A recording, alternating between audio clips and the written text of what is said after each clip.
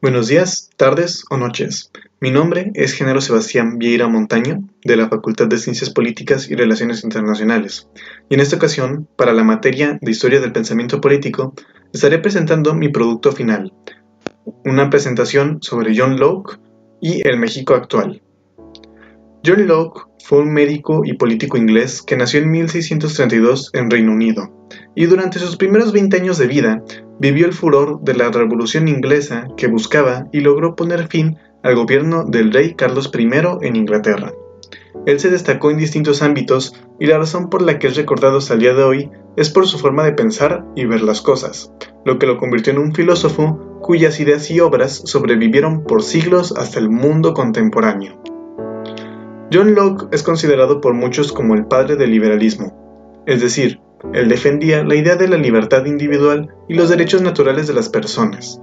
idea que podría deberse a su educación, ya que como se mencionó hace poco, él vivió durante la Revolución Inglesa y su padre, de hecho, luchó en el ejército parlamentario. De acuerdo con la filosofía de John Locke, en el liberalismo lo más importante son los derechos individuales, así como también que el gobierno sea uno limitado y que solo pueda funcionar con el consentimiento de los gobernados. Es decir, el liberalismo se relaciona mucho con las ideas de la teoría de la soberanía popular y de cómo deberían de funcionar una república, es decir, con división de poderes y que los que estén en el poder sean representantes de la población escogidos democráticamente.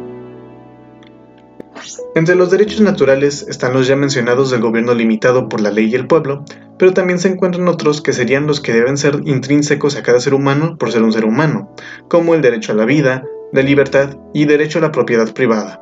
siendo un deber del gobierno el asegurar dichos derechos. Contrario a otros filósofos de la época como Thomas Hobbes, John Locke tenía una visión de la raza humana un poco más positiva, principalmente por su educación. Él decía que había una ley universal en la que nadie debe perjudicar a otro en su vida, salud, libertad o posesiones,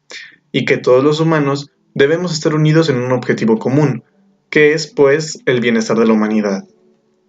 Ahora, ¿cómo se relaciona esto con el México actual? Bueno, principalmente por el hecho de que, en México, el sistema político es el mismo al que proponía Locke en sus obras, al menos en el papel,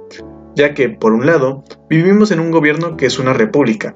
es decir, existen los poderes de la Unión, el Ejecutivo, representado por el presidente, Legislativo, por la Cámara de Senadores y Diputados, y el Judicial, representado por la Suprema Corte de Justicia.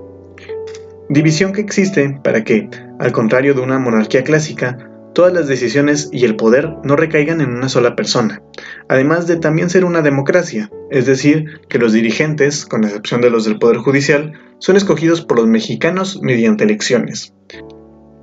Para respaldar esto que acabo de decir, existe también una constitución, que nos dice en su artículo 40 que es voluntad del pueblo mexicano constituirse en una república representativa, democrática, laica y federal, compuesta de estados libres y soberanos, en la cual, a lo largo de sus 136 artículos, nos establece los derechos y obligaciones de todos los ciudadanos y servidores públicos, todo con el fin de tener una sociedad funcional, pacífica y justa. Sin embargo, aunque en papel es todo lo que acabo de mencionar, la realidad nos dice algo un poco diferente, siendo que un consenso que comparte una buena parte de la población mexicana sin importar la edad, es que el gobierno mexicano llega a dejar mucho que desear a la hora de poner en práctica lo dicho en la Constitución. Para empezar, en los temas de seguridad, hay ejemplos de sobra de momentos en los que el gobierno se vio incapaz de garantizar los considerados derechos naturales, como el derecho a la vida, habiendo en el país una enorme inseguridad, siendo que la seguridad se deriva en prácticamente todos los derechos naturales que John Locke reconoce en sus obras. De acuerdo con los datos del Instituto Nacional de Estadística y Geografía, en 2023 la tasa delictiva en México fue de 23.323 víctimas por cada 100.000 habitantes, que en resumen significa que la violencia es una constante en el país. Y otra situación un poco más actual es sobre el estado de los poderes de la Unión, siendo que, a pesar de que técnicamente en México siga habiendo una división de poderes, esta de poco sirve, siendo que el poder ejecutivo y el judicial pertenecen a un mismo partido político, lo que ya le da al presidente la capacidad de modificar la Constitución a placer. Y con respecto al Poder Judicial, Este fue por mucho tiempo lo único que frenaba las capacidades aparentemente ilimitadas con las que contaba el presidente. Sin embargo, ahora con la reforma judicial que ya tiene un par de semanas que se publicó, el proceso de selección de jueces ha cambiado. Ahora, el nuevo proceso da pauta a que ciudadanos especializados en la materia y que estén interesados puedan postularse para tomar algún puesto dentro del Poder Judicial, y los integrantes del Poder Judicial serán escogidos mediante elecciones por el pueblo, siendo un proceso democrático. Sin embargo,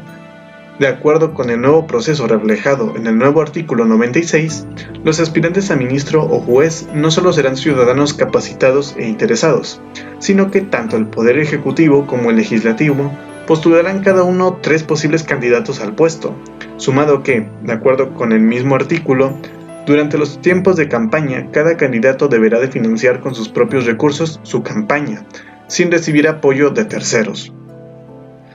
Entonces, se vuelve casi evidente que esto podría ser más una estrategia para que, legalmente, los 3 poderes pertenezcan a un mismo partido, siendo que habrá al menos 6 candidatos propuestos por el partido en el poder y que nada garantiza que durante el proceso se les vaya a dar la misma importancia a los candidatos independientes que a los candidatos que son propuestos por los poderes de la Unión.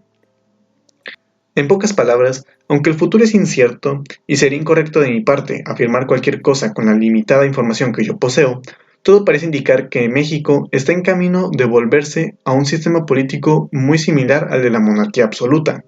Situación no muy diferente a lo aprendido en el curso con lo que sucedió tanto en la Revolución Inglesa como en la Francesa, donde una vez alcanzado el estado de república, no sucedió demasiado hasta que volverían a la monarquía a un sistema muy similar, como fue en el caso de Oliver Cromwell en Inglaterra. Dicho esto, supongo que solo puedo decir que, probablemente, en algún lado, John Locke podría estar decepcionado de cómo se desenvuelve la política mexicana. Y bueno, esto sería todo por el momento. Y bueno, esto sería todo por mi parte. Agradezco mucho al profesor por habernos impartido este curso y de momento yo creo que eso sería suficiente por hoy. Espero que, aunque la mezcla de información tal vez no haya sido demasiado clara, tal vez funcione para dar una nueva perspectiva o alguna idea nueva a quien quiera que haya visto este video. Muchas gracias.